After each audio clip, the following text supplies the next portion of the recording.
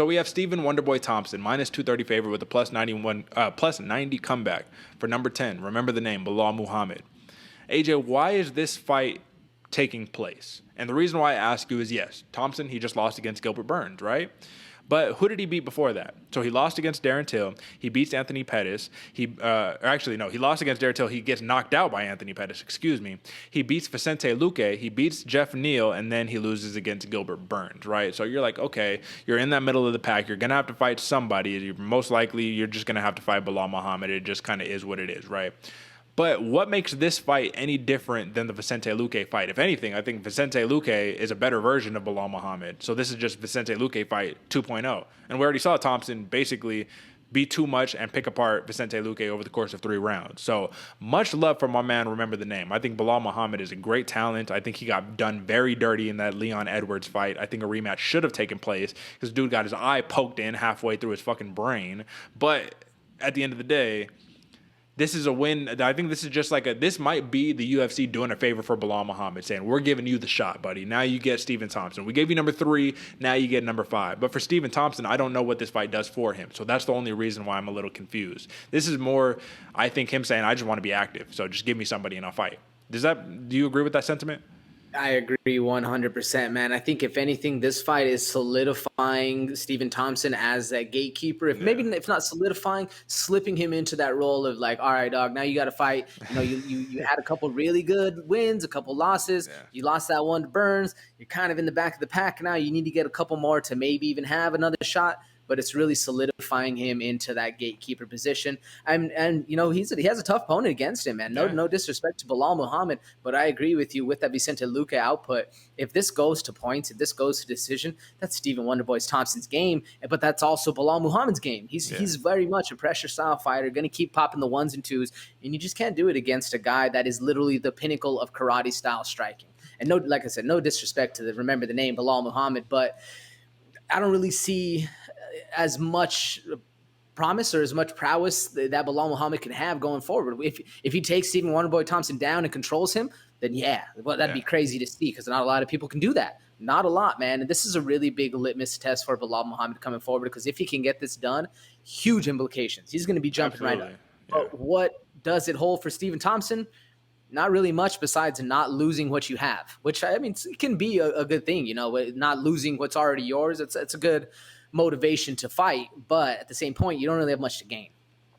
Yeah, this is a treading water spot for Wonderboy Thompson, it feels like. But for Belal Muhammad, let's talk about how he gets the job done if he can. I say he has to jab his way inside, work his boxing. He has phenomenal boxing, phenomenal footwork, and phenomenal head movement. That's one of the points of Belal Muhammad's game that I really like, is that he's just kind of dipping, you know what I mean? Moving his feet, jab, right cross, kind of doing that same thing, jab, right cross, double against the cage. His cage wrestling is phenomenal. His top control is phenomenal. But that's him taking the approach. I mean, that's the classic Belal Muhammad style right there. But he needs to take the approach of a Gilbert Burns if he wants to win, which is just stay on the grappling. Even Burns' coach said to Wonderboy after the fight, he was like, listen, man, that's the only way we could fight you. Sorry. Like, we wanted to make it entertaining, but if we wanted to win, that was literally the only way that we could fight you. So if Belal Muhammad takes that approach, I definitely see a path to victory. Don't get me wrong. It's not like, oh, long shot, Belal Muhammad can't win that. Absolutely not. But I think if this fight stays on the feet and Stephen Thompson could stay on the outside, that Kempo karate background, man, it's just too much of a puzzle. His Taekwondo background, the kickboxing, it's just too much of a puzzle. The calf kicks, though, are what I wanted to ask you about. Because when I watched back the Luque fight for Stephen Thompson, I thought I remembered in my head, oh, yeah, he was able to avoid the calf kicks. Nah, man, he just ate them. He just said, like, all right, I'll just eat the calf kicks. Belal Muhammad has great calf kicks, very slick, can cause a lot of trouble. My question to you is, do you think that is going to be a primary strategy for Belal Muhammad? Stay on the outside, beat up the leg, then work his way inside, take him down, or do you see another approach? Because to me, these are really the only outcomes that I can visualize in my head when I think about it. What do you think? No, I'm with you 100%, man. It was like we were reading out of the same journal, brother, because exactly that. And it's hard as that karate style because you need to be a little heavy on the front foot, a little heavy on the back because you're bouncing, you're bounding in and out, you're staying in that mid range to where things you can attack or you can evade. You know, you could be both sides of the coin. But when you're heavy on that front foot and that plants, or you're planted on that foot, and then Belal Muhammad comes across with that calf strike, it hurts. You don't really check it because you don't have time. You don't have that bounce. You're not light on the foot like a Muay Thai style is, to where you can just turn that foot out and then check that kick. So I can see the leg kicks, the low calf kicks working for Belal Muhammad. If I was him, that's exactly what you're doing. You're spamming those leg kicks as Stephen Wonderboy Thompson's bouncing in and out, work that long jab, and then get under there. Go the Gilbert Burns approach because it really is the best blueprint to beat Stephen Thompson. It's rough. I know it's going to be if Belal Muhammad, this is going to be a boring fight. But hey, take that check, brother, all day long. You know, you got to win above all else. But against Stephen Thompson, where he just had a fight where that was done to him, and now he knows, oh, that's the blueprint. It's the only way to beat me. Okay, what do I do to combat that? Stephen Thompson's a pro. So it's going to be a very hard uphill battle going forward. But I think that if Belal Muhammad wants to get it done anyway, it's going to be spam those leg kicks, shoot that jab, and then shoot that double leg, control it on the ground. Great game plan. And then if you're Stephen Thompson, just do what you keep doing and, you know, work the Kempo karate, brother. Work it. You know what I'm saying? Keep him at range, keep him at your distance. And listen, it's just that jumping in attack, man. He's so quick. And that's I used a little bit of a modified karate stance in when I do a jiu-jitsu, man. And it gives people fits because they don't really know. It's so easy to hop in and out, right? They're trying to grab for you. You just hop out. You know, they're not ready. Their feet aren't set yet. You just hop back in. You know, it's just that karate style is a beautiful thing if you know how to use it right.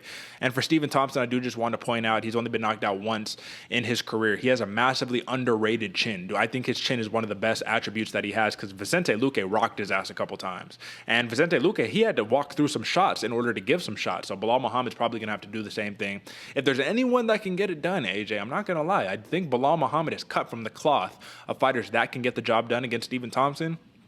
It's just a matter of how it shakes out in the cage. Because on paper, clearly, we already have our assumptions. And my assumption is that Stephen Wonderboy Thompson gets the job done on points. I'm going over 2.5 rounds, sticking with the minus 230 pick. I think this is a pretty safe pick in all respects to all the others, but I think it should be a fun co-main event either way. So I'm going Wonderboy. I'm taking the over on 2.5 rounds. Where are you going, brother? I'm with you, my brother. Exactly. Stephen Wonderboy Thompson by decision. It's just when you're playing a game of points, that's Stephen Wonderboy Thompson's game, man. And don't get me wrong, Belal Muhammad can get it done, and I agree with you. He's cut from that same exact cloth of the ones that can get it done. But is he that cloth that we're going to see? We'll see as fight night comes, man. Every dog has their day, so it can happen. Absolutely. And you were talking about Angela Hill, how she does some analyst work and she has a good mind for the game. Belal Muhammad does as well. I think he has a very, very good mind for the game of mixed martial arts or the sport, the fight game, all that good stuff, you know. So